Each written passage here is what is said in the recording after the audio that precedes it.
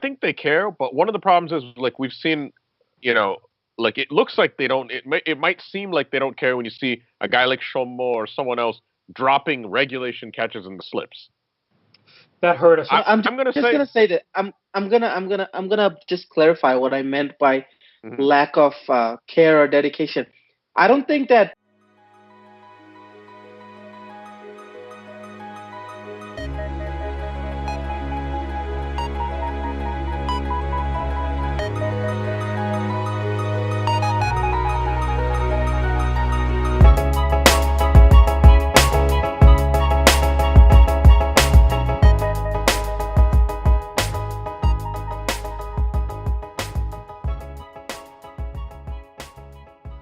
Hey guys, welcome to another episode of The Yorker.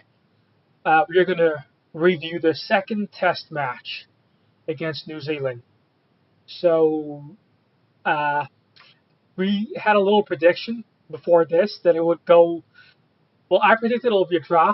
That it happened. So, you guys, Rinat here and Alfie, I think they turned out to be right. It did go to the fifth day, though, and that was another one of my predictions.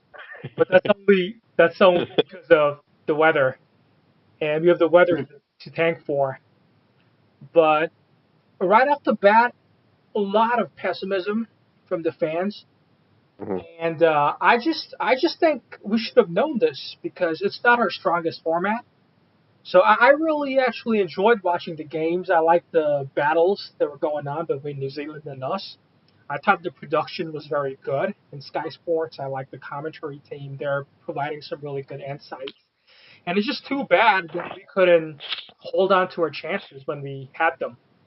And I feel like if the slip fielders, if they Yeah. grab, you know, Roey's connection. Okay, okay, he's back. cool. No, you Yeah, stopped me at the right moment. I was just about to end my monologue there. So I mean, that's how I feel. your feed's kind of getting choppy for some reason. I'm not sure why. Oh, is it? Oh, it's fine here. So I'm, Okay, yeah. yeah, Oh, okay. Yeah, that's the only thing that matters then. yeah, yeah. Yeah, I mean, yeah.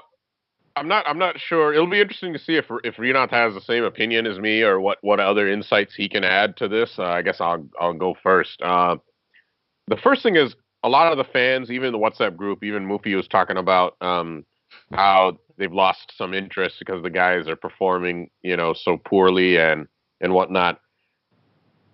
That is definitely disappointing. Like as a Bangladesh cricket fan, as a Bangladesh supporter, you want to see your team doing well. And doing well in all facets of the game, in all formats, in all conditions, etc.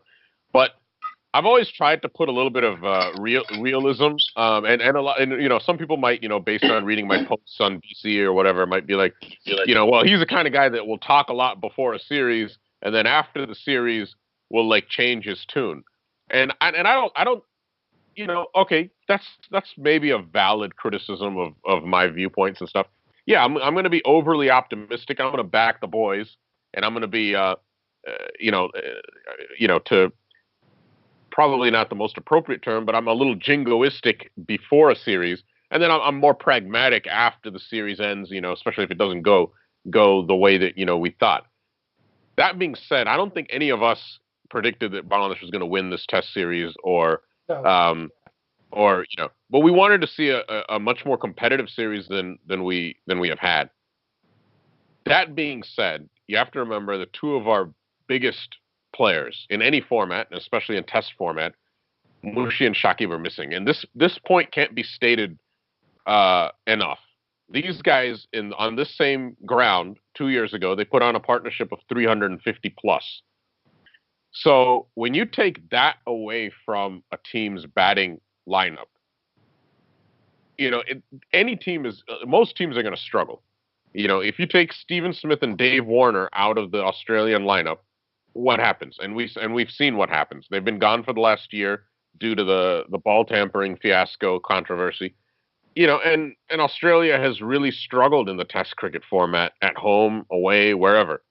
So if you take two of our biggest players away, that ruins a lot of the balance. Like Shakib, you have to remember, is an all rounder. He's probably one of the best spin bowlers in non-Asian conditions. He's probably one of the better spin bowlers. And I've actually posted a statistic somewhere This is actually on a different forum. It was on a Zimbabwe cricket forum.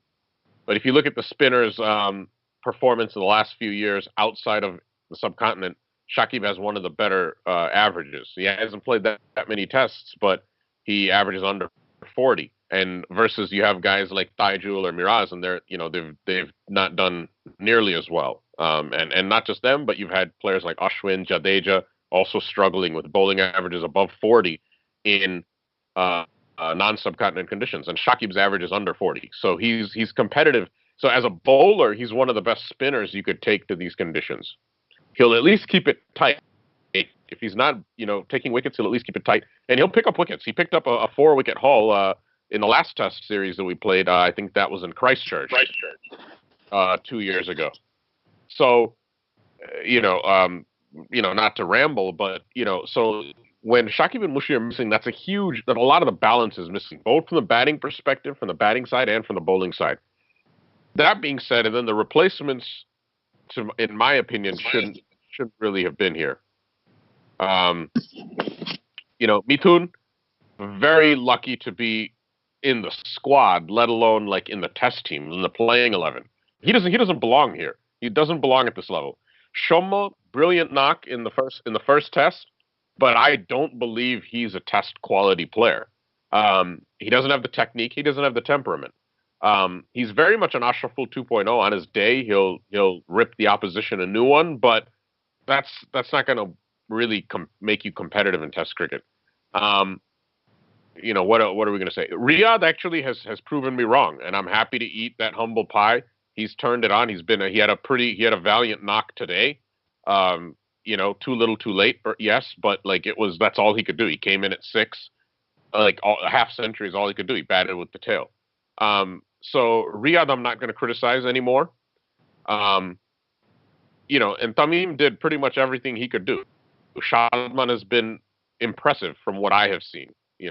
So I'm just going to end it there because I'm just hogging all the time here, and I'm going to let Rinat speak for the next several minutes, hopefully.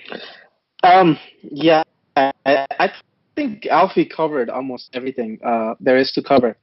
What I wanted to say is there's two sides to the fans' reactions right now. I mean, obviously the results that are happening right now, it's not unexpected, and I think all the fans that actually follow Bangladesh cricket knew what was coming.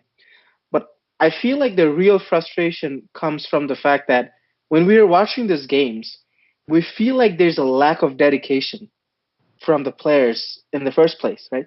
Like let's just look at the 2 tests that we had, and the most of the dismissals were actually not due to the conditions or not due to the swings.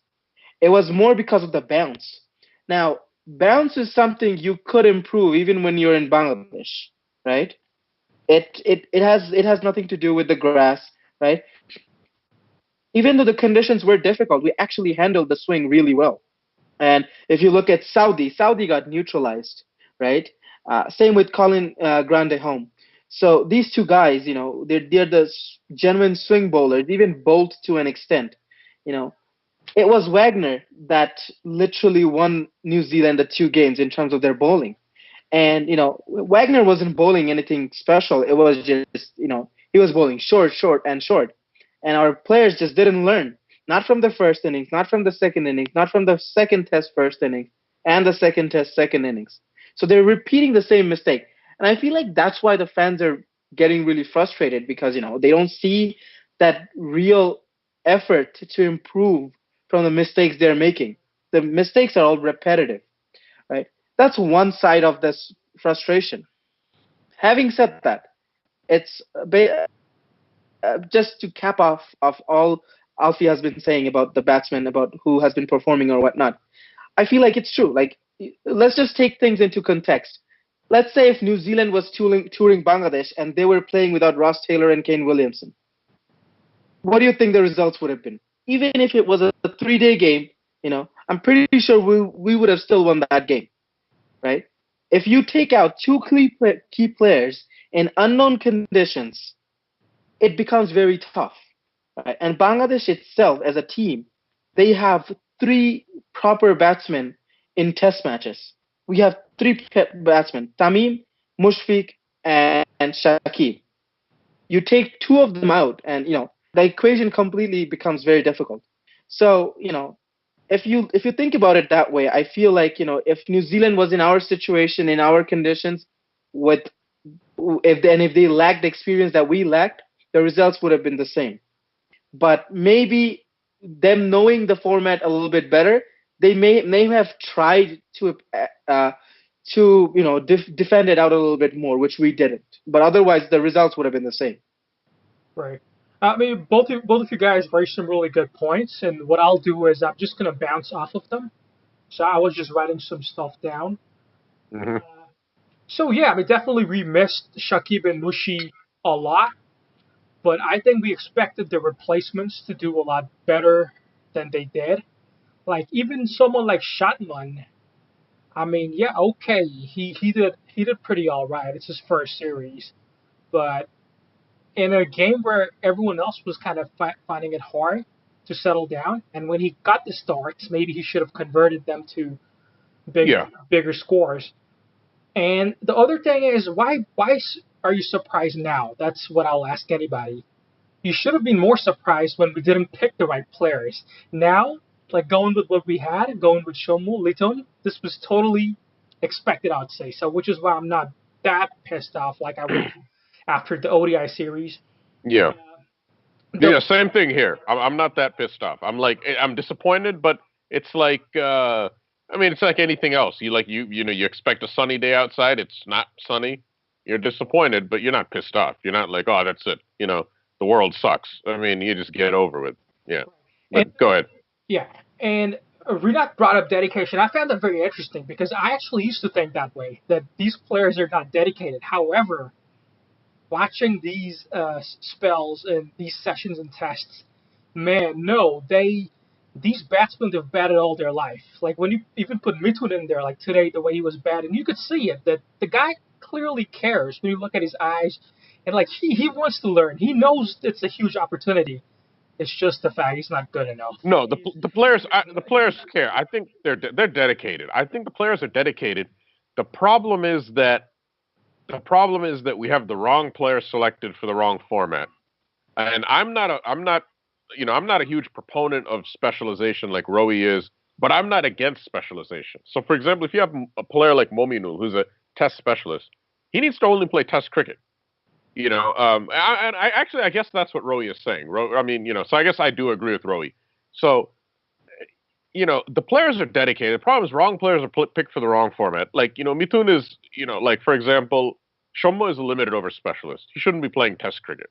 Mithun is a domestic specialist. He shouldn't be playing international cricket. That's my opinion. Um, and Right. I mean, and we have I'm, been I'm, wrong before. I wanted Riyadh out of the test squad, and he's now proving that. But the other option is also this: is that you have to also realize Riyadh basically failed for 10 years. If he comes good now, is that worth it, or is it like is that a worthwhile investment? We've already made the investment, so now, yeah, sure. Because Riyadh has been like the next best batsman after our big three players. So I think they care, but one of the problems is like we've seen, you know, like it looks like they don't. It might seem like they don't care when you see a guy like Shomo or someone else dropping regulation catches in the slips. that hurt us. I'm I'm gonna just say, gonna say that I'm gonna just clarify what I meant by mhm. lack of care or dedication. I don't think that they're careless when they're out in the field, but then my point being, when you as a batsman or you as a bowler making the same mistakes and you're not taking that initiative to go back to the net and correct that, that to me is a bit of a carelessness, right? That means that you're not motivated enough to correct your flaws, right? Yeah, I yeah. don't think any player that's going to walk out in the field wearing that white jersey is going to be like, oh, I don't care what the results are. They are going to care. But it's not going to matter if you don't learn from the mistakes and you don't go back to the drawing board, you don't go back to the net, and you actually make an effort to fix it. I mean, if all these batsmen are getting out to bouncers, I mean, I don't see any improvements. I don't see any intent, anything. I haven't seen anything change in their approach that shows me that they've actually given this a thought and they have actually tried to work on it. It's the same thing that's happening. And that's why I think that there's this lack of dedication comes from. You're not just dedicated on the field, you have to be dedicated off the field as well, right? At the field you are performing, but it's off the field where you're putting on that work that's going to reflect your performance on the field. Right. Well, Definitely. It's just to that point, sorry to cut you off, Roey, but to that point, I'm going to say that's true. It looks that way, but it looks that way for us armchair fans. Now, I know that Rinat, you play some serious cricket, but when I think that, like for example, Wagner, this guy he's picked up I think 170 Test wickets. Only about 20 or 25 of those are against Bangladesh. So he has 150 Test wickets from countries around the world. And he's got it in one way only, and that's by bowling bouncers. So he's gotten the best batsmen out with his bouncers. He's a fine exponent of bowling the bouncer. I don't know exactly how he does it, but like he's made an entire career. He has no other weapon. He doesn't bowl a Yorker. He doesn't really swing the ball. He doesn't have express pace. He has only one weapon, and that is the bowl the bouncer, and he's been he's damn good at it. So one of the things with our batsmen playing the bouncer is they knew at least going in, they knew probably even in the first test, of this series that that's what's going to happen. We're going to get bouncers. But there's the bouncer that's back of a length you can comfortably play. There's the bouncer that goes easily over your head, too short, easily overhead. You can comfortably duck under it, or you don't even have to duck. Then there's the in-between length. That's the perfect bouncer where it's right around either your rib cage or right around your head. And I think it's difficult to pick that length. And our batsmen, I think, are struggling. They're like, okay, should we play? Should we play? So, and I think that's when they're getting out. So, and it is a difficult thing. So I'm not going to put too much blame on it, especially when you have batsmen like Mithun, Shommo, Liton, probably not equipped to play with the technique to play here. But Alfie, I feel like there are some players out there who are very good for that. Like they know how to play that delivery that you're speaking of, and they should have been in there and not these guys. And I don't know if we actually have a lot of players in our domestic systems that actually can play a lot of bouncers. I don't think so. Because even the best players of bouncers we have in the team, Tamim is one. Riyad is a really good player of the short deliveries. To an extent, I would say Mominul was supposed to be good, but then Mushi's good. Mushi is pretty good too. Yeah. Mominul's problem is separate. I would like to highlight him separately, and maybe it's my bias because I'm a huge Mominul fan. Mominul, if you look, his first dismissal, he attempted to cut a ball which was not wide enough for the cut shot, top-edged it behind to the keeper, threw his wicket away. His next two dismissals were almost identical. He was attempting to leave a bouncer down the leg side, nicked it somehow. And that happened twice in this series. It happened at least once in South Africa 2 years ago. So that's a pattern for him. So that is a technique issue, I think, and that can be fixed very easily. So I'm not terribly worried about that. It's extremely frustrating, but I'm not worried about it at all because it's simply just get your bat and get your gloves out of the way a little bit quicker. You can fall to that in that manner once or twice in a career. 3 times in like 6 or 7 innings, it's a problem now. It can be easily fixed. So Mominul is a reasonably decent player playing the short ball.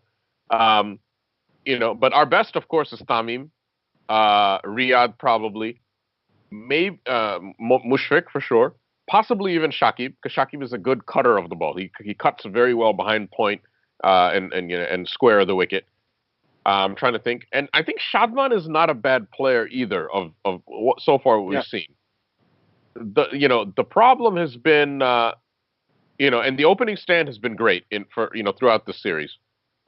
The problem has been at 3. Mominul he's leading that collapse, and if he stays solid, you get into a better position. And once you get to a position where you're 200 for one, batting becomes a lot easier.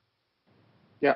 You know, as opposed to 100 for two, which is what we're coming into.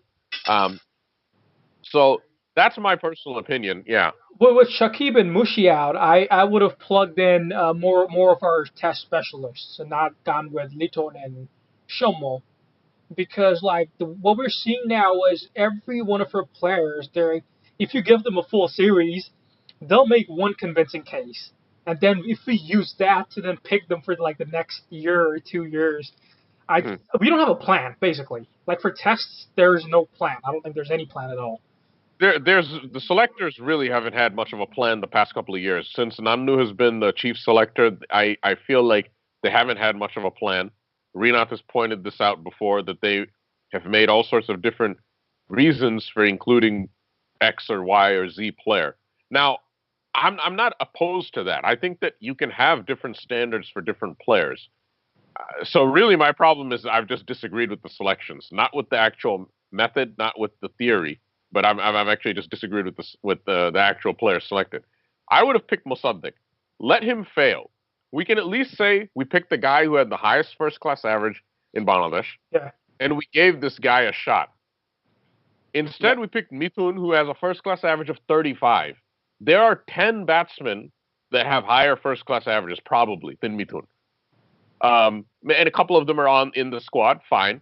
But, 35 is not a great first class average. Yasir Ali has a higher first class average. Nazmul Hussain Shanta has a higher first class average. Nurul Hassan has a higher first class. Why were they not played in place of Mithun? Right? Nurul's a wicketkeeper, fine. He could have played as a specialist batsman if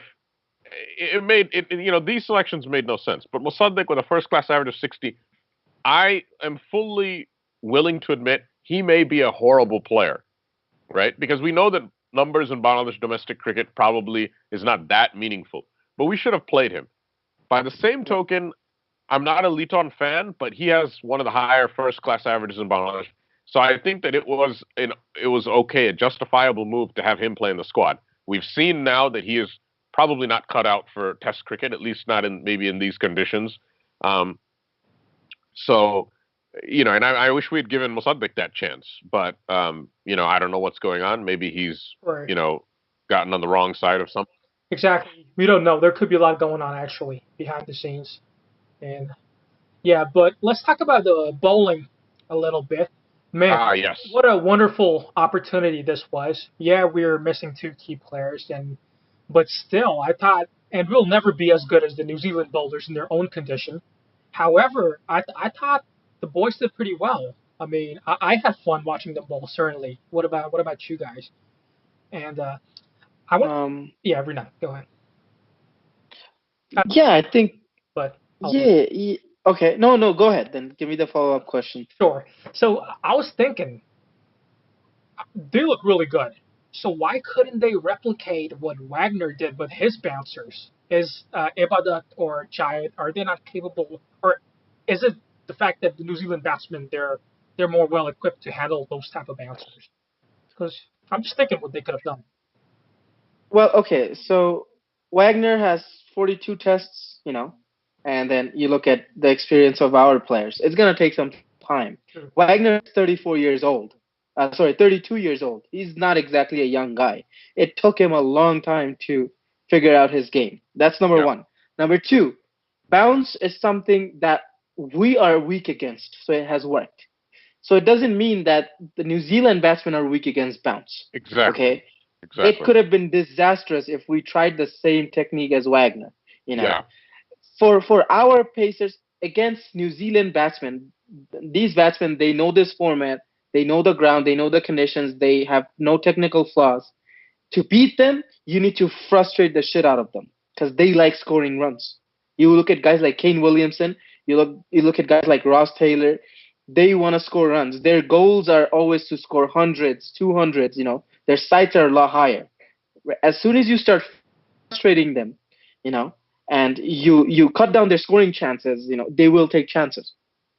Having said that, I think our seam attack is looking very good. To be very honest, I know it hasn't it hasn't reflected in the results that we are seeing in the scorecard. But I think the seam attack that we have right now, it's something that we can afford to invest long term in. I mean, these guys have a lot of potential.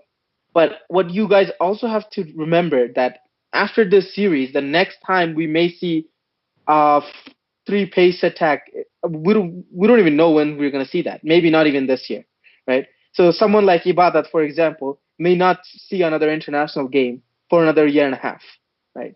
And it's going to affect him, if that happens. You can't afford to set a player out for a year and a half or a year, and then expect the same kind of productivity or same kind of aggressiveness. So it's a tough situation for Bangladeshi steamers, to be honest, right? But provided the fact that they were inexperienced, they were thrown into a condition that they have never played. I think they have done reasonably well. They have shown that they can improve as well. They have the build, the quality, the skills that's required to add a little bit more pace, to add a little bit more accuracy, to add a little bit of little bit more seam. So I'm pretty excited to see how it goes. And even with our spin attack, to be very honest, we already had a really good spin attack. So all in all, our bowling attack is not looking very, very bad. It just needs more experience. Yeah, I fully concur.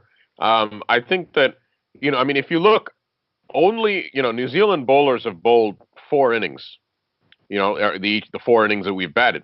And only in this last one were they was Bolton Saudi getting consistent swing and seam.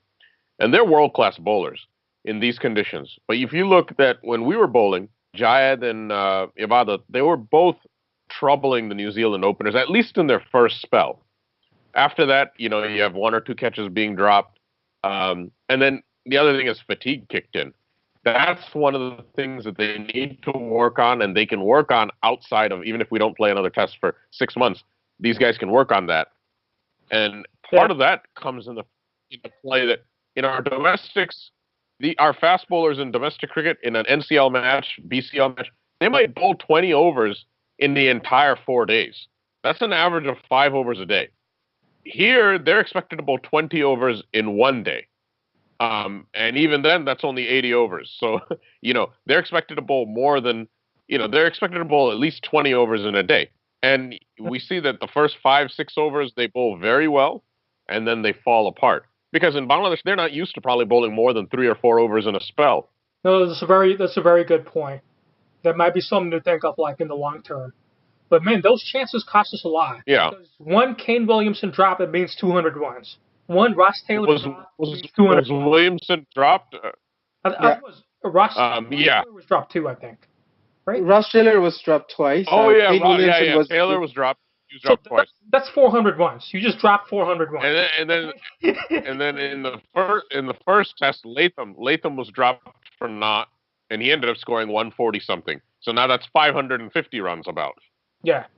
So I mean, across 2 games.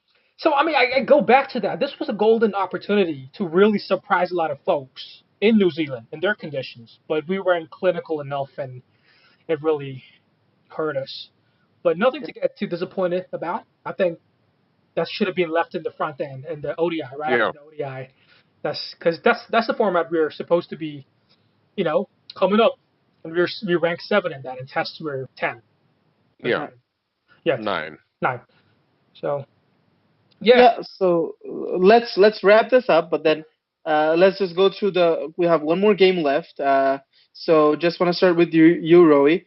Just tell us if you'd like to see 1 or 2 changes for the last game. Go ahead. Right. So I know you wanted Taijul in there, but I don't think he did anything too special to merit him staying there. I would bring in Naeem, give him a game instead of Taijul. Okay. The thing is, with the rest of the guys, they've all had, except Mominul, and we can't drop Mominul, he's a specialist, right? All the other guys, they showed me something. Well, no, I mean, management would probably still drop him. He's not given the same respect as the other big 4. Problem is, there's no excess batsmen in the squad. If Mushi comes in, he wouldn't replace Mominul, most likely. He would probably replace maybe Liton or Mithun. and probably replace Mithun because Liton's probably the better keeper, and so that's what they'll do. But keep going. Yeah. No, we lost the series already, so Yeah. I don't think Mushi or Shakib should be brought back, and I just have a feeling they haven't even recovered yet. It's whenever they come back, because usually they still play with a bit of damage, bit of wear and tear. So what's the point of bringing them back? I'll just bring in Naeem instead of Daijul. Okay. Keep it as Fair. it is. That's fair. Okay. Alfie? I would bring Mushi in if he's fit. If he's even 90%, I would bring him in because this is Test cricket. We don't have any serious cricket coming up for a couple of months. So if he aggravates the injury, hopefully, we don't even know what the injury is. If it's fingers, they'll all heal by the time the World Cup comes around. I'm not really worried about the Ireland Tri-Series. Even that's 2.5 months away. So we got about 100 days to get these guys in shape. So Tamim Shadman for sure. Mominul at 3. I'd bring Mushfiq in, put him at 4. 5 would be who's batting at 5 now? Shommo. 5 is Shommo, stays. 6 Riyadh, 7 Liton. 8 I would play Naeem also because Taijul as a batter, I mean he's just embarrassing. A guy averaging about 10, batting at number 8. When New Zealand's number 11 can score 50s. I think it's kind of, it just puts that as a disadvantage. Now, Naeem, I don't think he's a great batsman, but he can hold a bat. I think he's better than Taijul. And I think, as we've been talking about, in the West Indies series, he was the biggest turner of the ball that we had. So he was turning the ball more than Miraz, more than Taijul, more than Shakib in terms of the average degrees of deviation he was getting. So I would play him. He's got that height. He's probably the tallest player on the team. So... get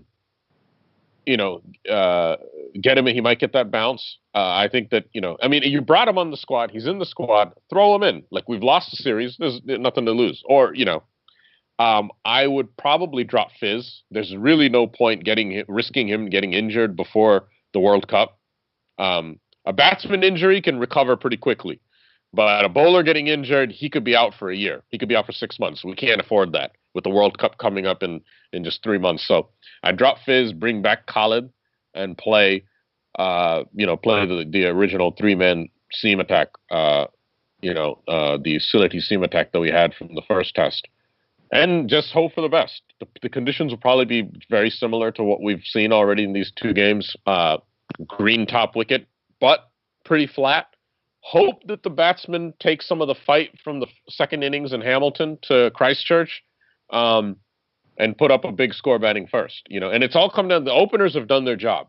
It's been that top order from starting with Mominul. And Mominul has got to get some runs. I'm his biggest fan, but he's got 45 runs from 4 innings. He's got to at least get a pair of 50s or something. He's got to do something. And I believe he can. He's thrown his wicket away 3 times. Last dismissal today or yesterday, that was a very good delivery from Bolt. He was moving up, squared him up. But apart from that, he looked pretty solid. And the other 3 dismissals threw it away. So he's got to get some runs. That's my 11. So it's off to you, Rinat, to close it out. So for me, to be honest, I would play Mushi too. He needs that batting experience, I think, in these conditions. It's going to be crucial for the World Cup. And again, for me, even though it's a dead rubber, let's be realistic here. We're not winning this World Cup. I know everyone's hyping up and trying to save players for the World Cup, and that's all fine. But Test cricket is really something we should be focusing more on because that's a realistic goal to improve in this format. Because we're not winning the World Cup, it's not going to happen, right? That's being realistic. We're not winning the World Cup, but we could at least push for a semifinal position late into the tournament. Semifinals won't start until the end of July. Right. We should be alive. We should be in that 6th, 7th bracket. Possibly, higher than that. But if we lose the Fizz, the rest of the team is going to be down on morale. I'm not talking about Fizz. He's a seamer, and like you said, a bowler getting injured, a seamer specifically getting injured is a completely different story. I was just talking about the batsman. If Mushi is fit, he Oh should be yeah, yeah, playing. yeah, yeah. And so he should be playing. And for me, I would replace Mushi with Liton, and I would actually get him to keep. I know Roey doesn't like that idea. I don't like that idea either. But again, I'm not gonna play a player just for keeping. When he has zero contribution, right? I don't think Mitun is the right guy for this format either. But again, one guy scored more runs than the other. That's as simple as my strategy is. That's actually fine because I don't think Liton's our best keeper either. I actually want a proper keeper in there who's going to make a difference, like Nurul with the amazing catches. I don't. Liton has made mistakes too. Liton's not the Yeah, best keeper. So and again, Liton is a fantastic bat pad catcher. That guy takes catches at short leg and backward short leg. I mean, ridiculous. but But yeah, we can't have a specialist fielder. So yeah, if he can't, contribute with the bat, then yeah, he should probably step aside for Nurul. Nurul didn't do too badly in West Indies. He had, and then he got a couple of bad decisions for Ducks, and all of a sudden he got dropped. Selectors are not showing continuity, in my opinion. yeah. So yeah, for me, I would drop Leeton. I would bring in Mushfiq. I want to see Naeem in, but I'll probably just if Naeem has to come in, I'll probably just replace him with Mustafiz because from what I have seen in the innings that we have played, it's our first spell that's probably the most effective. Hmm. The third seamer is making very little difference. I mean, whether it's Khaled or whether it's Mustafiz, these guys can reverse swing, right? And these guys, Well, either of these guys are Fizz no, did he they did well, but again, I don't know if they're gonna be very effective. And I how mean, how was Fizz's first spell? The commentators are saying that he actually troubled Kane Williamson in his first spell, today or yesterday. But he but then did, he but okay. he's a good bowler, but again, if we are trying to rest him, that's the whole point, right? If yeah. if you guys want to play him, that's a different story. I'm just saying that if you want to try Naeem, and then we have a situation where we potentially want to rest Fizz, I would just play two spinners. I mean, I get it that it's a seam-friendly wicket and whatnot, but spin is our strength. I think for the last game, we may as well go back to what's our strength. Try to get the bowlers to cut down on the runs, and then just hope that Abu Zayed and Ibadat can utilize that. Right? That would be my strategy. Other than that, I wish I could have dropped Shomo and Mitun, but I can't, since I don't Yeah, want we Shaki can't. playing the last game either. So I'll just play those two, let them play their last ever Test match ever. I don't know, but yeah, I don't see them in the long run. I see that when Shakib is fit, Shakib's gonna come in, and one of Musaddiq or Nurul Hassan is gonna come in to replace the other guy. So yeah, that's my squad too right now. Fantastic. Thank you guys for joining. I don't think the fans should be too sad, and I don't think neither Rinat nor Alfie will disagree that we have a beef going on with the selectors right now. We're not on the same board, so why put it on the players? That's what I'm saying. These guys, these 11, they're gonna Yeah, they're gonna represent their country. They're gonna go out there, pad up, yeah, play a game, and hopefully they'll hold on to the catches. And we might Well, be yeah, able. I well, what I think the beef is needed, right, for the players. You sometimes you gotta give them a push, right? You can't have our players have the sense that that the fans are gonna back them regardless of the results, right? You can't give them that space either. They have to be pushed. They have to be constantly reminded that we are a very dedicated and emotional bunch of fans. We support them, but at the same time, they have to know that we are serious about this game. This is the only sport our country plays, right? Our fans won't take this lightly, and our players shouldn't either. No, totally. That is a good point. I know you want to wrap this up, but yeah, I get it. I totally understand what you're saying, Rena, because a lot of people have watched tests for a long time. This is pretty, they have strong feelings about it. The test is like some people consider the ultimate format. So finally, when we have improved over the last couple of years, why not go all the way and do even better? I just think this is something we sucked at so bad, even just 4 years ago. We've come a long way since then, but of course we can do much better. And thank you guys for joining. And that's another one in the bag. And we'll do the same for after the third test. We'll have another one of these. Thanks, guys. See ya. Later. All right, peace, It was a people. good episode.